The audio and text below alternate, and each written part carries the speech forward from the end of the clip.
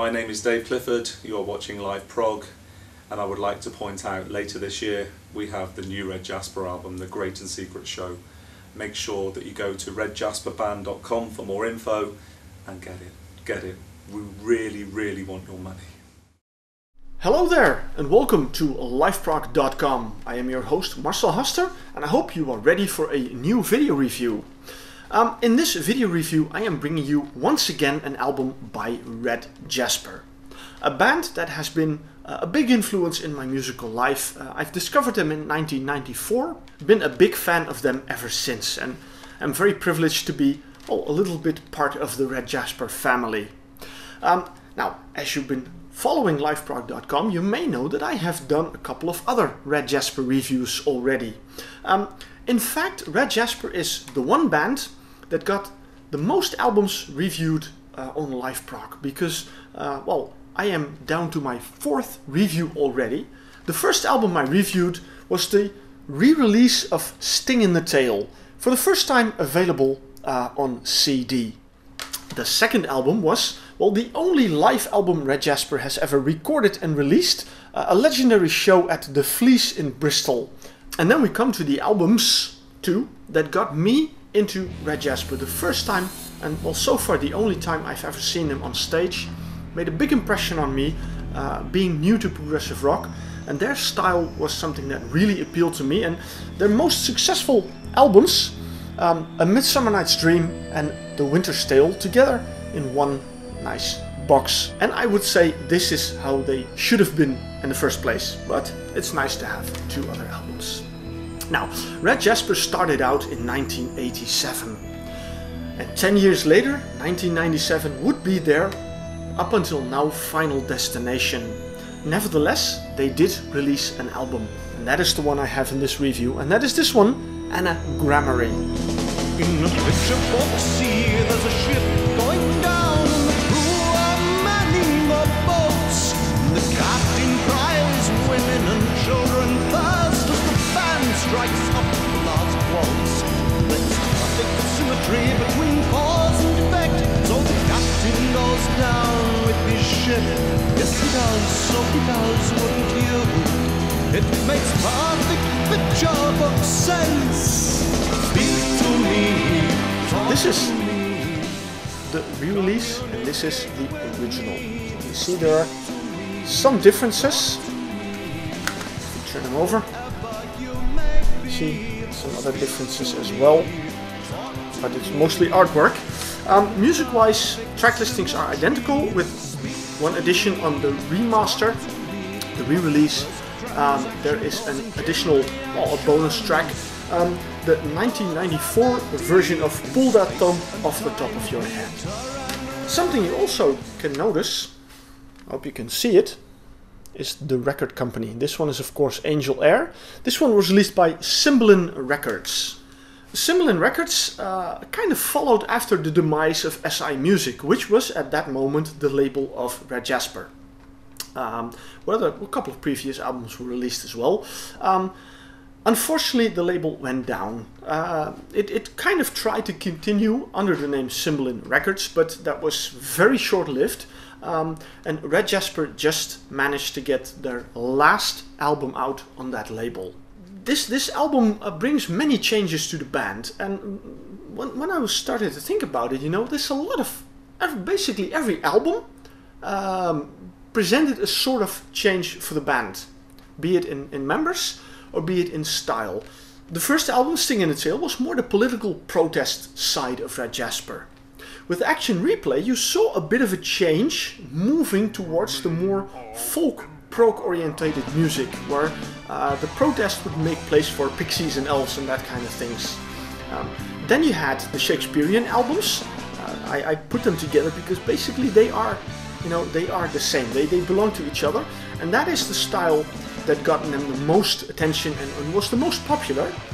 And then we come to Anagramary, and here we have another change because when the band started working on this album, it turned out that the lead vocalist, basically the face and the voice of the band, Davey Dodds, wasn't really up for it anymore. He had other things going on, and he wasn't really looking forward to do it again.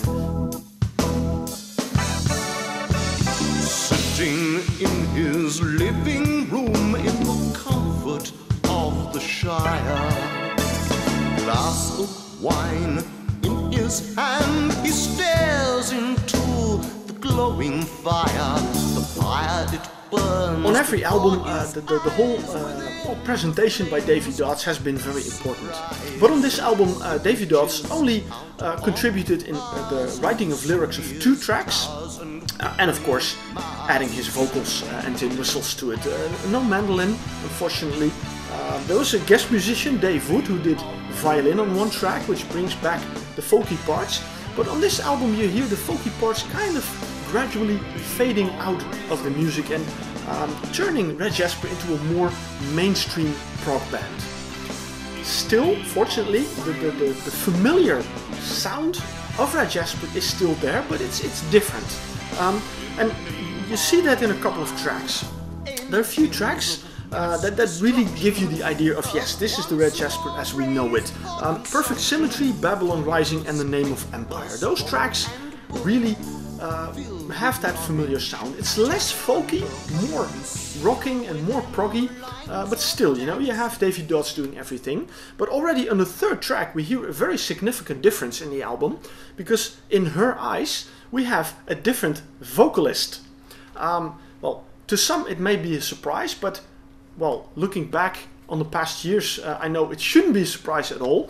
David Clifford is singing on that one. David Clifford was, of course, until then, the drummer of the band. Did some backing vocals, but never lead vocals. And here we have him singing the lead. Now, if you've been following him and you know what he did with She, the musical, how he portrayed the lead role of Leo there, everybody knows he's an amazing singer. Still, when I would listen to, when I remember, even till this very day, In Her Eyes is my least favorite track of this album, and probably the only track of Red Jasper I'm not really very keen on. It had to do with the fact that the style doesn't really fit David Clifford. But more of that later, because that was not the only chance we hear him sing. Well, apart from that, we have a couple of other tracks. We have Flag and Waterfalls, instrumental songs. Waterfalls Redro, I don't know how you say it, but you can read it for yourself. Don't know what it means. It's a beautiful track. It starts out very ambient, more electronic, and it ends the second half of the song with some really amazing guitar work by Robin Harrison. But then we come to a couple of tracks like Island of the Mighty and People of the Hills, and there you hear a really different kind of Red Jasper. More rocky, folk is practically gone there, and it's very different from the other tracks. It's still beautiful and it's still sung by Davey Dodds, but you hear, you know, it is not the Red Jasper as you heard it before. So still, I gotta say, the songs don't stand out in a way that you think, oh, what's that, you know, they don't belong on this album. Now, they still fit in, but it shows that the band can gradually move away from the folk parts and more into mainstream prog. Rescue me, please take me through the dawn. For I know the dawn will surely come. Say to me. I mentioned there was another chance to hear David Clifford on the album. The track number 8, Through the Dawn, is also sung by David Clifford. But this time he wrote the song together with a few others, but he's the main composer and main lyricist on that song, so it fits him much better, and there you hear what a great singer he is. So I gotta say, the first track, In Her Eyes, was, well, not that great, but Through the Dawn kind of makes up for it and shows him, well, he is an amazing lead singer. Now, as I mentioned, 1997, that was when this album was released. At that point, it was final destination for the band. It took the band, well, some 13 years before they got back together and decided, yeah, you know, we want to do something with Red Jasper again. You know, it's not finished. We have some music in us, you know, let's get back together. Unfortunately, you know, wouldn't be a surprise, you know, looking at this album, but Davey Dodds decided he didn't want to be a part of the new Red Jasper. So again, it made sense to make David Clifford the lead singer. So on the new album he will be the lead singer. Fortunately, there will be a guest performance by Davey Dodds and by a few others on the new album, so that is something to look forward to. But you know, looking back at 1997, I was very happy that I could get hold of a copy of the original album. So I have both the original and the remaster, and it's nice, you know, to compare them. When you look at the remasters, I gotta say Lloyd George did a lot of good work on that, on remastering everything, and the sound quality is fantastic. And again, you know, if you like Red Jasper, then you should have this album. If you're not familiar with Red Jasper and the protest parts don't attract you and the folky, the pixie thing doesn't attract you, well, then you gotta check out this one, Anagramary, because that might be much more to your liking, and who knows, this can bring you back to some other Red Jasper music as well. Now, 1997 was Final Destination, but we have something to look forward to. The band is working on a new album. They will return not just on album but also on stage. They have a show planned at the Fleece, you know, where they did that really amazing show back in 1992. So check out redjasperband.com for all the information, and there you can keep an eye on the progress of the album and also find out a lot more about the band. So, well, you will see me again doing a Red Jasper review when The Great and Secret Show is released. But for now, check out Anagramary.